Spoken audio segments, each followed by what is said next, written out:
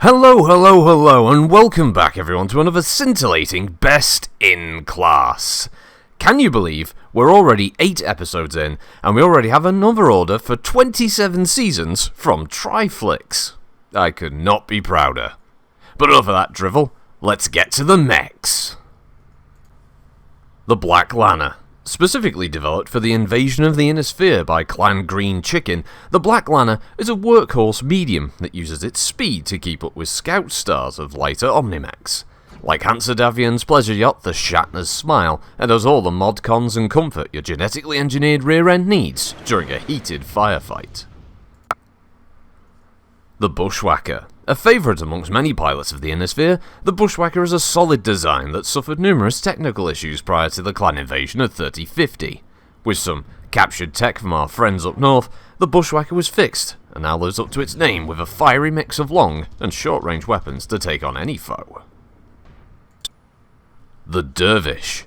Whirling in like rocket homing onto a stacked pizza delivery, the Dervish is a classic fire support machine used extensively across the Inner Sphere by numerous Great House militaries and periphery armies. Though it lacks hands to give someone a good thumping when they get too close, it can deliver a stinging SRM punch. And then kick them in the shins. The Griffin. One of the original sniper battle mechs, the Griffin is a truly ancient design. Some may turn their nose up at the machine's lack of any short-range defensive firepower, but in the right hands, a pilot can quickly leap from point to point and make their opponents weep like a smoke jaguar who's retreated from Tukiyid. The Kintaro. Used by the SLDF to narc enemy battle mechs so they can get some shade, the Kintaro had a rough time during the Succession Wars when its narc launcher became scarce or outright impossible to build anymore. Still, it was not without stopping power. With its SRMs and medium lasers, it could become a strong brawler. The Shadowhawk.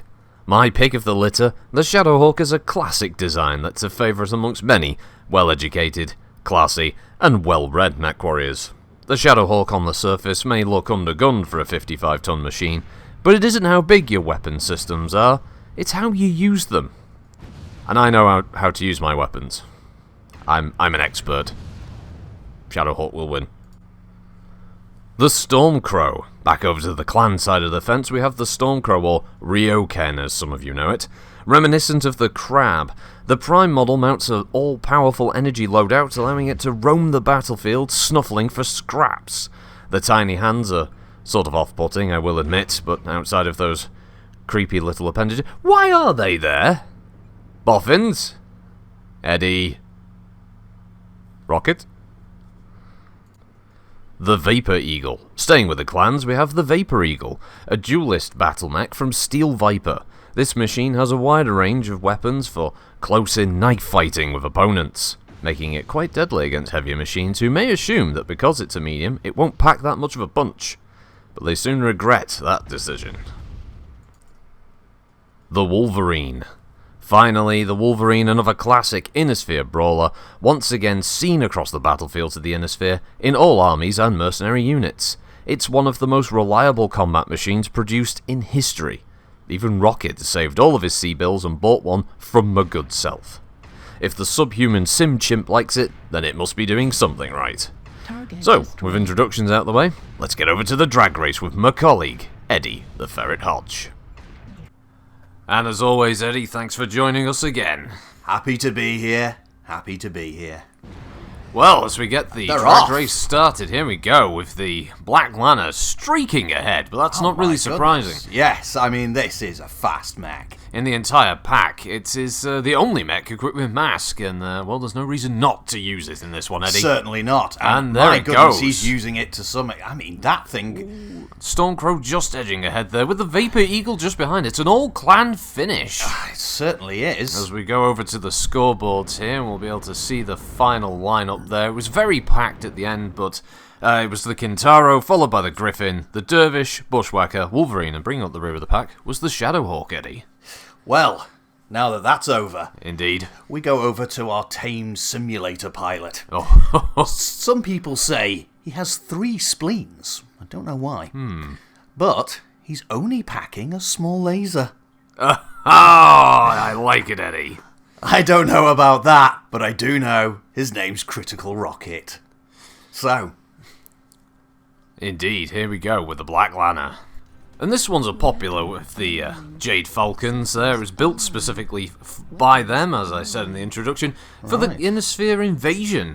oh, well, thank you very much. Yes, well, you know, they're a caring sort, our friends up north. And the Black Lanner, it's originally designed to stick with the scout stars of the lighter mechs that they tend to field, which, as we know, Eddie, a number of clan light mechs are roughly the equivalent of some Innisphere medium mechs at the time. So having one of these leading such a group is almost like coming against a heavy. Well, the firepower's there. It's got the ER large, a couple of medium pulse lasers backed by an LRM-10 and an SRM-6 with ECM and mask, Eddie. It is a technical marvel, I do have to say. Yes, there's no denying it. There's no denying it. The tech is there. The clans really know how to somehow stuff a hell of a lot of weaponry and equipment in one small package. And with their Omni technology, it does make them rather interesting to tinker around with. Of course, I know, Eddie, that you have always wanted to be able to actually poke around at the inside of a clan mech. It's just not really been available as an opportunity for you. Well, as you know, these are difficult to get hold of, especially, I've got a few pieces, but an actual full mech to tinker around with. I would love it for my show, as you know. Oh, a special, I'd imagine, of the Belly of the Beast. Yes. Indeed. As just an aside, I'd like to say that during these difficult times, as we know, certain parts of the Federated Commonwealth currently do suffer from the Bactrian plague. We have decided, in our good graces, we've decided to make my original late-night show, After Dark with McCracken, available for free for everybody to watch on Triflix. I think that's a wonderful thing that you're doing. Oh yes, it really is a wonderful thing. I just like to give back anyway, any way I can, just to keep people entertained during this dark time. Yes, and as I'm a guest on the show pretty regularly. Oh, back when you had hair. Back when I had hair. Well, yes, I'm a little light on top these days, but I've made up for it in a few other locations. Me too, Eddie.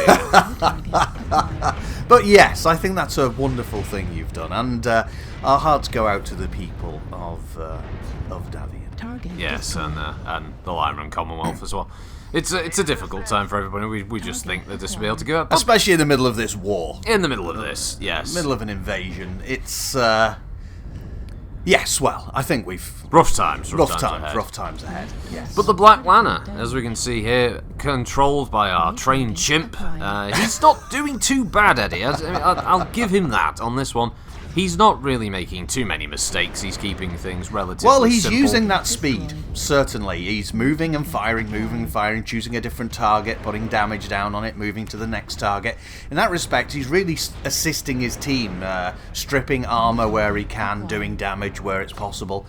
And the speed of this thing, I mean, as you said, this thing is as fast as many light mechs in the Innisphere. Close to 150 kph. When the mask is engaged, it is eye-wateringly fast. It is eye-wateringly fast, and then it still boasts enough firepower to scare a dragon out of its armor. Out of its cave, yeah.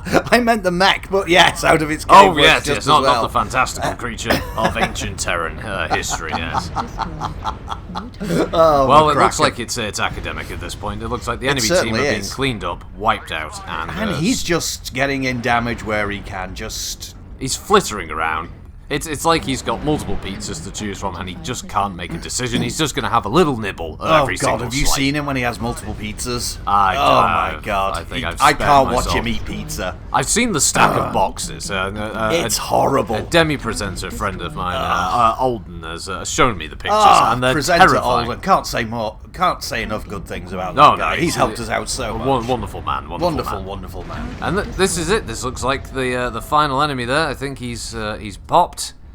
Yes, that's it. That is the end of the round. Rocket has actually won. Although, no thanks to him, most likely. His final score. Let's have a look at what the boffins have what's the scores punched on into the computer. They have shown us 321 damage with 322 match score. A win, 35 points, Eddie. Nice. And now we're jumping in with an Inner Sphere favourite. We have the Bushwhacker. Ah, yes. Now, this is a mech I've tinkered with myself, obviously, as I'm sure all the fans out there know, in the belly of the beast, only a few months ago. Bushwhacker has had a few problems of its own. This is still an excellent design. But it's, well, that engine lining, the shielding system. The shielding is subpar. Well, yes, it was for a long time. That's right, Eddie. It did suffer, and if it wasn't for the fact that during the invasion, several vultures were captured, the technology may well have remained a bit of a gremlin for the designers of the old Bushwhacker. Yeah, that's true. They managed to reverse engineer some of the plating that they use in that particular design, and were able to a lesser extent, copy it over. And now the modern Bushwhacker has none of the problems of its original kin. However, it was that original version I was, as we know, in the belly of the beast, looking over and just having a look exactly what that problem was and what could they have done about it. And the truth is, the boffins came up with a pretty slick idea where they reverse engineered, but I suggested a few alternatives of my own for those who own the older version. They're not perfect, but I think they could certainly help. It can lead to being sterile, though, if it isn't fixed. Yes, it does lead to sterility. Well, that, and obviously it can heat your mech up quite nastily in the worst parts of battles once that engine really gets revving. And your balls. And your testicles. I don't know where you're going with this, Macaulay. I really don't. It's the poor engine shielding, isn't it? The radiation. It just cooks. No, there's other shielding. I don't know where you're coming from with this. This is what I've heard, Eddie. I've not really poked out. I've made sure to. You're not an engineer. A lead codpiece. You're not an engineer. You're a pilot. You're not an engineer. I fully can tinker accept, a bit. I know my way around the innards. I fully accept you are the better pilot. I'm not arguing with that. I fully accept you're a great pilot. Look, in your heyday, one of the best. But you're not an engineer. You don't. All I'm saying, Eddie, is that time where you did show me around the inside of that early Bushwhacker is that I made sure to wear a lead codpiece so as to protect my jewels. I told you that only happened when the mech started to overheat. Then that would cause additional problem. But you were perfectly safe. I told you this. You were wearing a lead codpiece. Is that why you were walking so weird? Remarkably chafing. And you were sweating and your eyes were watering. It wasn't just their sweating though, Eddie. There was a lot more sweating going. The codpiece was ruined. I mean, this is just, to say the least. I told you a dozen times over the comlink there was no need for any special stuff. You were going to turn up in some kind of hazmat gear, which wouldn't have done for much use of anything. I couldn't get my hands on hazmat gear, to be honest, Eddie. I went for the next best thing, lead. Lead protects all from radiation, that's what I've read. And if possible, I probably would have worn an elemental suit, if possible, to go around the inside of that, because I imagine it would have given me better protection. You've no idea what the hell you're talking about, as usual. When it comes to a technical side, Eddie, listen, I will admit I'm a little bit green around if you're interested anyway in the early design of the Bushwhacker and its unfortunate issues, not the kind of mental issues my colleague here has, radioactive issues, just get off. Please check out Belly of the Beast. Season 3, Episode 17. Belly of the Beast. Well, the Bushwhacker, he's gone ham, hasn't he? He's chasing, he's running around wildly, he's firing, he's just desperate. I mean, in the simulator, to be fair, I did tell him that if he didn't get a good score in this one, I was most likely going to take a page out of his good friend Alden's book and shock his balls. I don't actually have any apparatus to shock his balls, but... what is it with you and balls today? It's just... Can we talk about the mech? This is an excellent design. Visually... A lot of work went into it. She's beautiful looking. Visually very distinct. Yes, definitely a favourite mech. of many pilots. She's low down, she's fast, she hunkers, she shoots. I mean, this is an excellent design, barring those initial early stage problem. What's he firing at here? He's firing at a Banshee. A Banshee? He's going all... And the Banshee's got more lasers than sense. Oh my He's God, he's firing everything. It's except like the a missiles. disco. He's trying... And he's Ah, dead. they're both dead. He's dead. Oh, and the Banshee died. Well, I guess he contributed to its failure. Well... As we go over now, a quick edit, and the boffins let us know that the score here for the Bushwhacker was 277 damage, 247 match score, a win in the end, for a total of 25 points, Eddie. God save us all. And with that unpleasantness out of the way, radiation shielding aside, we go to one that we've got a little bit of history with, don't we here, Eddie? Yes. Now, here's a situation where almost the pair of us got involved in a scheme of a con man, let's be honest. Not like that other scheme where somebody bought a mech that never existed from the Star League era. I'm still tracking it down. Yeah. No, this was a very different situation and happened quite a long time ago, didn't it, Eddie? Oh, I'm Eddie. He's gone, folks. He's lost it. My colleague, I mean. He's gone crazy. Yes, the Dervish. Now, our history with the Dervish is quite, well, like a roller coaster. It's a bit up and down. We both like the mech. Unfortunately, we associate the Dervish with one Hap Carsburg, don't we, Eddie? Yes, we do. Now, a name I would not normally even dare to bring up. Well, I'll bring him up on this series because I'm going to tell some truth. Yes. Hap Carsburg is a scam artist. He's a con man. He is a con man. He tried once to sell us a Mackie, which he claimed was mint condition that was found on the periphery of all places. Now, when we clearly looked into this, we found that there's actually a archival record kept by Comstar where every Mackie is either in pieces, in parts, or at least still partially workable across the entire inner sphere. Barring the 3 or 4 that were destroyed and are definitely gone. But old Hapster thought he could pull one over on us, so he tried. He showed us all these shiny images and supposed footage that was clearly doctored. We could tell because it had the wrong markings on it, and the wrong information was provided, and we called him out on it, and Mr. Carsburg was not very happy about it at all, was he, Eddie? No, he said he was going to sue us, that we were maligning his good name, which we very quickly found out he doesn't have. Yes, so maligning it was fine. Yes, maligning it was very, very fine. I'll be honest, I was excited. I thought the idea of getting hold of a lost Mackie, no matter what condition it was in, would be amazing. It would have been a fine coup to have over some of our rivals in the collection area. Of course, it's the...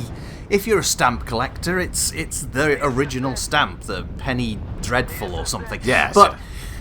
But yes, to obviously have had one, even if we were sharing it between ourselves, knowing how rare it was, I would have been able to do... I would have had it on 4 days of the week, he would have had it on 3. No. I would have loved to have obviously tinkered and put her back together, trying to get the parts necessary. We have contacts with Comstar. We hoped they'd have helped us out, but it was Comstar that very quickly started to suggest to us we might want to see some more information on this, because they were very dubious, weren't they, my colleague? No, they were, and that's, to be honest, that's how we first got into contact with one presenter, Alden, who was very, very helpful in this regard. He did save us a fair amount of C-bills. And with the lawsuit with Mr. Carsburg, he did, in the end, decide to drop it, but then challenged us to a duel in the Solaris Arena. There was some very nasty stuff being sent. He was saying stuff about us. He said that I didn't know the inside of a mech from the inside of an old toilet Austin Allegro and stuff like this. Whatever an Austin Allegro is. Some kind of ground vehicle. But I thought it was something that grew on the inside but then of the leg. It quickly escalated to threats of violence, basically. It did, although I did accept him on his challenge for a duel. He turned up in his dervish in the arena. Yes. And I appeared in my Atlas, which it wasn't a fair fight, but that's his problem, not mine. And I quite rightfully tore his mech apart. Yes, once he'd lost his left leg, the mech, he couldn't seem to get back up. He was a competent pilot, don't get me wrong, he was a competent pilot. But then he got out of the mech, pulled a laser pistol and started firing wildly at your mech. He did. He also injured 2 people in the crowd. Yes, shouting some particularly nasty insults. In the end, we couldn't even show the footage. We still have it, of course. We considered editing it, but in the end, it was suggested by our... that we just leave The whole legal thing. team thought it was Yes. one way. I will just say, there was glorious footage of an Atlas bench pressing a dervish and then tearing its arms off. That's all I'm going He to was say. very angry about that, Very but he upset. got out of the mech. He did. So He did. his own fault. It was our scrap to do with what we were pleased. So, But I just wish to finally oh, add Rocket's dead and the dervish. Nah, that we just are like big Carsburg. fans of the dervish. We do like the dervish. We do like the dervish. It's a good mech. It's a good mech. And that's how that ended. Yes, So yes. as we go, and the dervish got a score of 325 damage, respectable, 240 match score, for a total of 30 points. And that was a dervish. That was a dervish. Sensors And rounding out the last part of this part of today's episode, we have the Griffin. Now one of the really old war dogs of the battlefield, the Griffin, 24th century tech. Yes, it's a favourite. It's a common household name as the Griffin, many a action figure, poster. It's been in numerous holovid games over the centuries. It's a popular Movie, mech. hollow Mechs, mean, yes. television series of old, Trivid series of more recent years. Yes. I mean, I can't imagine there is anyone out there who doesn't know the Griffin. I mean, it really is. I would be surprised, honestly. Yes. I'm sure you all know the basic Griffin. It's PPC and LRM-10. Which you can see here. It's a simple beast, but it's a simple beast that has literally survived the test of time. Yes, it has indeed. It's seen the rise and fall of empires. It's been around at the fall of the League. It survived the chaos of the Succession Wars, and even went through the clan invasion, and the Griffin still remains a stalwart mech of the Great House forces, mercenary units, and periphery militias across the Inner Sphere. Yes, not to mention old Red Jack Ryan had a particularly nasty pilot who was particularly skilled at using one of these buggers. Oh yes, old Red Jack, before he was wiped out by the clans, the only good thing the invaders did, I suppose. Yeah, one of the few, yes. He did have a fair number of them under his command, and amongst other machines, gaining a lot of infamy for the old dear. Of course, the Griffin is hampered in numerous ways. Its PPC does have minimum range, and its LRM-10 is also hampered by minimum range. And then there's the heat. The heat, Eddie. Built with only the base 10 heat sinks, this stalwart beast unfortunately suffers from the fact that using its PPC means that it's basically going to almost immediately overheat if it moves more than an inch, pretty much.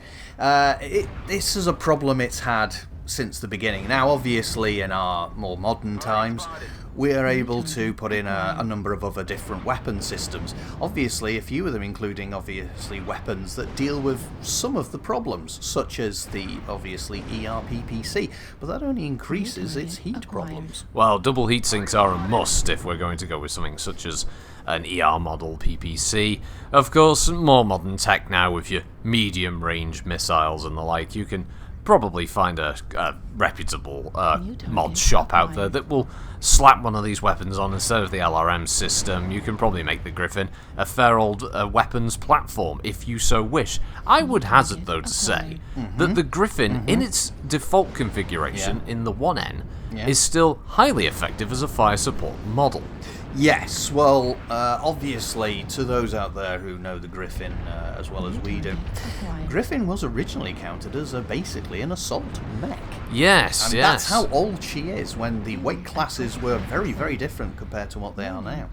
Well, as more advanced weaponry became available, engine sizes increased, armour increased. Just what the actual skeletal structure of the mech could support weapon-wise, the Griffin very quickly found itself relegated from assault down to heavy, and then eventually down to where it remains now, in the top end of the medium weight class. Exactly, it just shows how technology has improved. Even the weapons it once wielded were much more ungainly than the ones it even has now. Well, those primitive designs, you can find examples of them still knocking about in different parts of the periphery, and even further afield. Yes, that's absolutely right, absolutely right. And it's almost certain that the the clan's ancient ancestors, the so-called Star League defense force, took Griffins with them when they left. They did. The clans even came back with their own version of the Griffin, the 2C. Although I have heard of morons who do refer to it as the IIC, of course, which is hilariously stupid. 25%. Never mind. Never mind. But yes, that's how stalwart this design is. Even the clans continue to use a version of this mech. Well, I to this wouldn't day. say a version, Eddie. I'd say a perversion of it, because Well- if you take something as good as the Griffin and then you decide to muddle around with it, much like they did with the Hunchback 2C in the previous episode, they muddle with it, they mess with it, and sure, You say they put this, that but up. time after time, it's the clan mechs you choose to root for. Well, I separate. come on! I separate my love for the machines. I'm the purist here. I separate my love You for the machines sell and I out look at the a performance. Drop of a hat. I do not sell out, Eddie. Drop of a hat. I do not sell out. I think you do, sir. But that aside, yes, the Talking rubbish. Griffin is an excellent choice for most people. Its only downside is that that old targeting computer of its can sometimes play up when the weapon systems are chained down. Now, if you can find people who know how to restructure its old systems, then that's not really a problem. But for some of the kit makers out there, a Griffin can be a bit of a challenge. So I do warn A bit you like on working that with front. you sometimes, Eddie. Oh, give it a rest. Having a go at me. It's not even my... Clan Mech isn't even my pick to win this episode, Eddie. I'm a Shadowhawk person through and through. Well, I'm very happy for you. I really am. But still, Rocket's not doing too bad here in the Griffin. No, he's handling it reasonably well. He's not too terrible in some of the other sphere mechs. I'll give him that. I think if you put Rocket in a simple build, much like his mind and his intelligence quota, it's relatively low, and as long as the digits don't go above 2 for weapons groups, he's fairly good. Yes. Make sure he's got plenty of cheap pizza and he's happy as Larry. Oh, happy as Larry. In fact, I could probably go for a pizza. But then that said, I believe the round is over. Yes. The Griffin. Indeed it is. Well, the boffins have already typed it up for me, but you can see it on the screen now. It's 278 damage, 309 match score, and a win. 30 points. Not bad.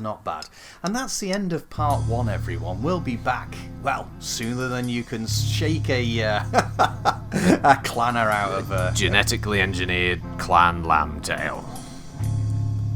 Yes. Well, we'll be back in part 2 anyway. Bye-bye. Bye-bye.